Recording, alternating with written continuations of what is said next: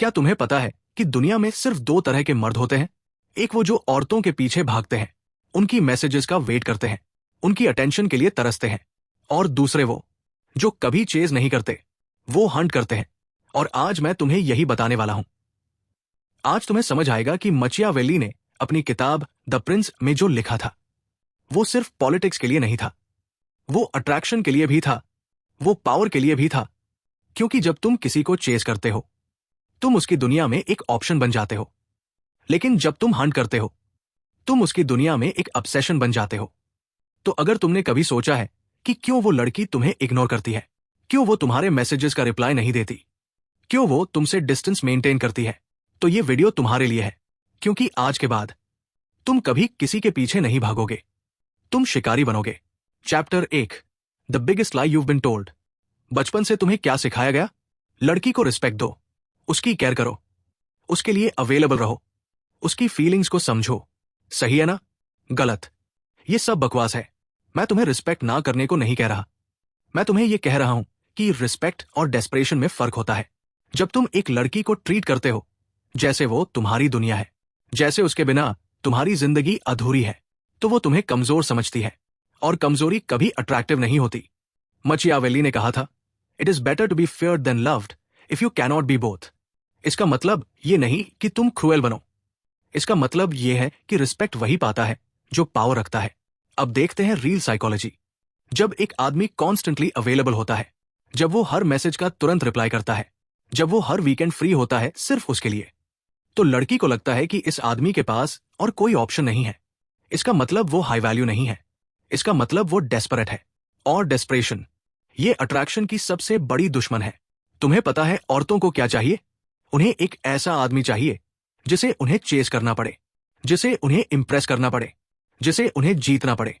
क्योंकि human brain एक simple rule follow करता है, जो चीज ईजिली मिल जाए उसकी वैल्यू कम होती है। तो जब तुम चेस करते हो, तुम अपनी वैल्यू गिरा देते हो। लेकिन जब तुम हंट करते हो, तुम अपनी वैल्यू बढ़ा देते हो। और वैल्यू ही अट्रैक्शन का रियल सीक्रेट है।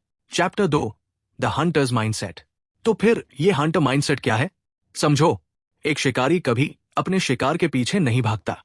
वो स्ट्रैटेजी बनाता है, वो पेशेंस रखता है, वो ऑब्जर्व करता है, वो अपने आप को इतना वैल्यूबल बना देता है कि शिकार खुद उसकी तरफ आए।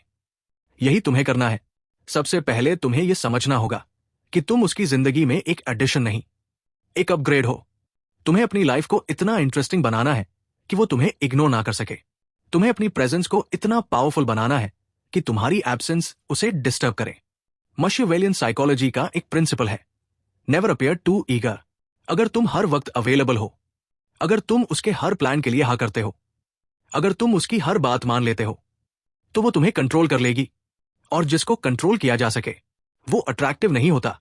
तुम्हें अनप्रेडिक्टेबल बनना होगा। कभी बहुत क्लोज, कभी बहुत डिस्टेंट, कभी बहुत स्वीट, कभी बहुत कोल्ड। ये तुम्हें कंफ्यूजिंग नहीं, मिस्टीरियस बनाता है। और मिस्ट्री ये अट्रैक्शन का फ्यूल है। एक हंटर कभी अपने इमोशंस को ओपनली नहीं दिखाता। वो कैलकुलेटेड होता है। वो जानता है कि कब अप्रोच करना है और कब दूर रहना है। वो जानता है कि कब अटेंशन देनी है और कब इग्नोर करना है।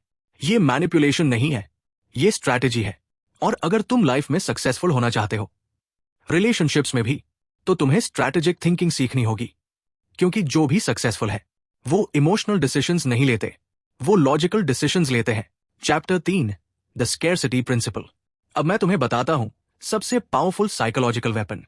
इसका नाम है स्कैरसिटी। स्कैरसिटी का मतलब है कि जो चीज रेयर हो, लिमिटेड हो, वो ज्यादा वैल्यूएबल होती है। इकोनॉमिक्स में भी यही रूल है। रेयर डायमंड्स एक्सपेंसिव क्यों होती है? क्योंकि वो इजीली नहीं मिलती। सिमिलरली, अगर तुम इजीली अवेलेबल हो तो तुम्हारी वैल्यू कम है, लेकिन अगर तुम्हारी अवेलेबिलिटी लिमिटेड है तो तुम्हारी वैल्यू बढ़ जाती है। तो क्या करना है? पहली बात, अपना टाइम कंट्रोल करो। अगर वो तुम्हें कॉल करती है तो हर बार तुरंत अवेलेबल मत रहो। कभी बिजी रहो, कभी प्लान्स में रहो, कभी थोड़ा लेट रिप्लाई करो। इसका मतलब ये नहीं कि तुम डिसरिस्पेक्टफुल बनो।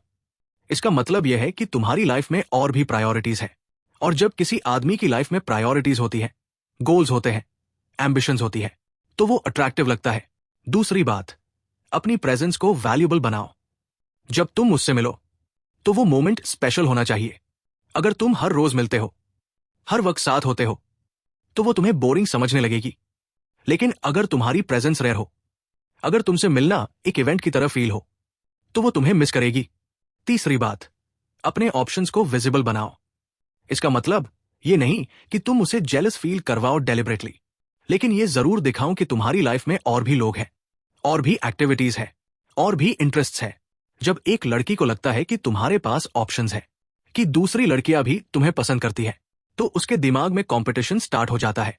और कंपटीशन ये अट्रैक्शन को इंटेंस बना देता है, क्योंकि कोई भी इंसान वो चीज नहीं खोना चाहता जो दूसरे लोग भी चाहते हैं। ये ह्यूमन साइकोलॉजी है, ये मशिवेलियन स्ट्रैटेजी है, और ये वर्क्स करता है। Chapter 4, emotional control, the real power. अब बात करते हैं सबसे इंपॉर्टेंट स्किल की, इमोशनल कंट्रोल। अगर तुम अपने इमोशंस को कंट्रोल नहीं कर सकते, तो तुम किसी भी गेम में नहीं जीत सकते, चाहे वो बिजनेस हो, पॉलिटिक्स हो, या रिलेशनशिप्स हो। मचियावेली ने कहा था, the one who controls his passions controls his fate. देखो, औरतों को पता है कि मर्द इमोशनली वीक होते हैं जब बात उनके फीलिंग्स की आए। एक लड़की अगर तुम्हें इग्नोर कर दे, तो तुम तुरंत इनसिक्योर हो जाते हो। एक लड़की अगर दूसरे लड़के से बात करे, तो तुम जेलस हो जाते हो। एक लड़की अगर थोड़ा डिस्टेंस बनाए, तो तुम डेस्परेट हो जाते हो। और ये सब तुम्हारी वीकनेस है। तुम्हें अपने इमोशंस को मास्क करना सीखना होगा। इसका मतलब यह नहीं कि तुम फेक बनो, इसका मतलब यह है कि तुम ओवर रिएक्ट मत करो। अगर वो तुम्हें इग्नोर करे, तो तुम भी थोड़ा इग्नोर करो। अगर वो बिजी रहे, तो तुम भी बिजी रहो। अगर वो कोल्ड हो जाए, तो तुम भी थोड़े कोल्ड हो जाओ। ये चाइल्डिश नहीं है, ये मिररिंग है। और मिररिंग एक बहुत पावरफुल साइकोलॉजिकल टेक्निक है। जब तुम उसके बिहेवियर को मिरर करते हो, तो वो रियलाइज करती है कि तुम्हें उसकी जरूरत नहीं है। और जिस इंसान को जरूरत नहीं होती, वो सबसे अट्रैक्टिव होता है। एक हंटर कभी अपनी डेस्परेशन नहीं दिखाता। वो काम रहता है, वो कंपोज्ड रहता है, वो कॉन्फिडेंस दिखाता है। और ये कॉन्फिडेंस फेक नहीं होना चाहिए, ये रियल होना चाहिए। तुम्हें जेन्युइनली अपने आप में बिलीव करना होगा कि तुम इनफ हो, कि तुम्हें किसी की वैलिडेशन की जरूरत नहीं है, कि तुम अकेले भी कंप्लीट हो। और जब ये एनर्जी तुमसे नेचुरली निकलेगी, तो औरतें तुम्हें चेस करेंगी। Chapter 5, the art of push and pull. अब मैं तुम्हें सिखाता हूं एक एडवांस टेक्निक। इसका नाम है पुश एंड पुल। ये टेक्निक मशिवेलियन साइकोलॉजी का कोर है। इसका कॉन्सेप्ट सिंपल है। कभी तुम्हें क्लोज आना है, कभी दूर जाना है, कभी इंटरेस्ट दिखाना है, कभी डिसइंटरेस्ट, कभी उसे स्पेशल फील करवाना है, कभी उसे थोड़ा निग्लेक्ट करना है। ये कंफ्यूजन क्रिएट करता है, और कंफ्यूजन अट्रैक्शन को ट्रिगर करता है। क्योंकि जब एक लड़की तुम्हें प्रेडिक्ट नहीं कर पाती, तो वो तुम्हारे बारे में ज्यादा सोचती है, वो तुम्हें समझने की कोशिश करती है, वो तुम्हारे एक्शंस को एनालाइज करती है। और जितना ज्यादा वो तुम्हारे बारे में सोचेगी, उतना ज्यादा वो तुम्हारी तरफ अट्रैक्ट होगी। एक एग्जाम्पल देता हूं। अगर तुम एक दिन बहुत रोमांटिक हो, उसे कॉम्प्लीमेंट्स दो, उसे स्पेशल फील करवाओ, और नेक्स्ट डे थोड़ा डिस्टेंट हो जाओ, थोड़ा बिजी रहो, थोड़ा कोल्ड, वो कंफ्यूज हो जाएगी। उसके दिमाग में सवाल आएंगे, क्या हुआ इसे? मैंने कुछ गलत किया क्या? क्यों वो अचानक चेंज हो गया? और ये सवाल उसके दिमाग में तुम्हें ऑक्यूपाई करवा देंगे। यही पुश एंड पुल है। ये माइंड गेम है, लेकिन ये इफेक्टिव है।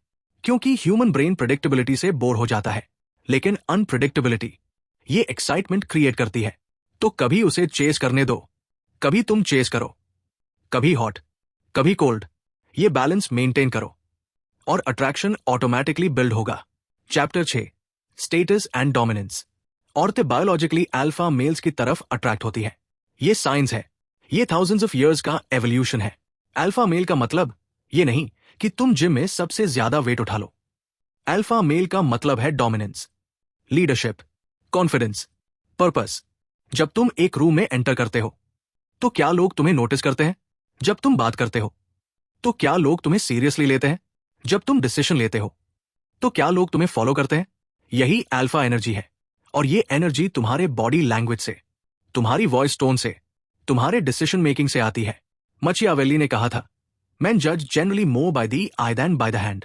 इसका मतलब यह है कि लोग तुम्हें जज करते हैं तुम्हारी अपीयरेंस से, तुम्हारी प्रेजेंस से। तो अपनी प्रेजेंस को स्ट्रांग बनाओ, अपनी पोस्चर इंप्रूव करो, अपनी आई कांटेक्ट मेंटेन करो, अपनी वॉइस में अथॉरिटी लाओ। अगर तुम कॉन्फिडेंट दिखोगे, तो लोग तुम्हें कॉन्फिडेंट समझेंगे, और औरतें कॉन्फिडेंस से अट्रैक्ट होती हैं। लेकिन यहां एक ट्विस्ट है। डोमिनेंस का मतलब एरोगेंस नहीं है। अगर तुम एरोगेंट हो, रूड हो, डिसरिस्पेक्टफुल हो, तो वो रिपल्शन क्रिएट करता है। डोमिनेंस का मतलब है रिस्पेक्टफुल अथॉरिटी। इसका मतलब है कि तुम अपनी बाउंड्रीज सेट करते हो, तुम अपनी वैल्यूज कॉम्प्रोमाइज नहीं करते, तुम अपनी लाइफ के डिसीजंस खुद लेते हो। और ये क्वालिटी, ये बहुत अट्रैक्टिव है, क्योंकि औरतें चाहती है कि उनके पार्टनर में स्ट्रेंथ हो, लीडरशिप हो, डायरेक्शन हो। तो अपनी लाइफ में पर्पस लाओ, गोल्स बनाओ, एम्बिशंस रखो, और जब तुम्हारी लाइफ में डायरेक्शन होगा तो वो तुम्हें फॉलो करेगी। Chapter 7, the power of absence. Absence makes the heart grow fonder. तुमने ये लाइन सुनी होगी, और ये बिल्कुल सच है। जितना ज्यादा तुम अवेलेबल होते हो, उतना कम वो तुम्हें वैल्यू करती है। लेकिन जब तुम एब्सेंट हो, जब तुम्हारी प्रेजेंस मिस होती है, तो तुम्हारी वैल्यू बढ़ जाती है। ये स्कैरसिटी प्रिंसिपल का ही पार्ट है, लेकिन ये इससे ज्यादा डीप है। जब तुम कॉन्स्टेंटली उसके साथ नहीं हो, जब तुम्हारी लाइफ में और भी इंपॉर्टेंट चीजें हैं, तो उसके दिमाग में एक क्वेश्चन आता है, वो क्या कर रहा है, किससे बात कर रहा है, कहाँ है वो। ये क्वेश्चंस उसके दिमाग में तुम्हें अलाइव रखते हैं। और जब कोई तुम्हारे बारे में सोचता रहता है, तो वो तुमसे इमोशनली अटैच्ड हो जाता है। लेकिन यहां ध्यान रखना, एब्सेंस का मतलब ये नहीं कि तुम गोस्टिंग करो। गोस्टिंग डिसरिस्पेक्टफुल है। इसका मतलब ये है कि तुम अपनी लाइफ को प्रायोरिटाइज करो। अगर तुम्हें काम है तो उसे बोलो। अगर तुम्हें अपने गोल्स पे फोकस करना है तो उसे बोलो। अगर तुम्हें अपने फ्रेंड्स के साथ टाइम स्पेंड करना है तो उसे बोलो। ये ऑनेस्टी है, ये ट्रांसपेरेंसी है, और ये अट्रैक्टिव है। क्योंकि एक आदमी जो अपनी प्रायोरिटीज जानता है, वो कॉन्फिडेंट आदमी है। और कॉन्फिडेंस, ये अट्रैक्शन की फाउंडेशन है। तो याद रखो, तुम उसकी दुनिया का सेंटर नहीं हो, तुम अपनी दुनिया का सेंटर हो। और जब वो तुम्हारी दुनिया में एंटर करती है, तो वो स्पेशल फील करती है। लेकिन अगर तुम्हारी दुनिया ही नहीं है, अगर तुम सिर्फ उसकी दुनिया में एग्जिस्ट करते हो, तो वो तुम्हें बोरिंग समझने लगेगी। Chapter 8, never reveal everything. Mystery attraction का सबसे बड़ा वेपन है। जब तुम अपने बारे में सब कुछ बता देते हो, जब तुम अपनी लाइफ का हर डिटेल शेयर कर देते हो, तो मिस्ट्री खत्म हो जाती है। और जब मिस्ट्री खत्म होती है, तो एक्साइटमेंट खत्म हो जाती है। मचियावेली ने कहा था, everyone sees what you appear to be, few experience what you really are. इसका मतलब यह है कि तुम्हें लेयर्स मेंटेन करनी चाहिए। तुम्हें अपने आप को कंप्लीटली रिवील नहीं करना चाहिए। कुछ चीजें सीक्रेट रखो, कुछ चीजें प्राइवेट रखो। जब वो तुमसे क्वेश्चंस पूछे, तो कभी थोड़ा वेग रहो, कभी थोड़ा मिस्टेरियस। ये उसकी क्यूरियोसिटी बढ़ाएगा। वो तुम्हें समझना चाहेगी, वो तुम्हारे बारे में जानना चाहेगी। और ये चेस, ये अट्रैक्शन क्रिएट करता है। लेकिन यहां बैलेंस जरूरी है। अगर तुम बिल्कुल क्लोज्ड ऑफ हो, अगर तुम कुछ भी शेयर नहीं करते, तो वो फ्रस्ट्रेटेड हो जाएगी। तो कुछ रिवील करो, लेकिन थोड़ा थोड़ा, स्लोली, ग्रेजुअली। जैसे कोई मूवी में सस्पेंस होता है, वैसे ही तुम्हारी पर्सनैलिटी में सस्पेंस होना चाहिए। ये तुम्हें इंटरेस्टिंग बनाता है, ये तुम्हें डिफरेंट बनाता है। और डिफरेंट होना, ये सबसे अट्रैक्टिव क्वालिटी है। Chapter 9, the final truth. अब मैं तुम्हें फाइनल ट्रूथ बताता हूं। जो भी मैंने आज बताया, ये सब स्ट्रैटेजीज है, ये सब टेक्निक्स है। लेकिन इनका पर्पस सिर्फ ये नहीं है कि तुम किसी लड़की को मैनिपुलेट करो।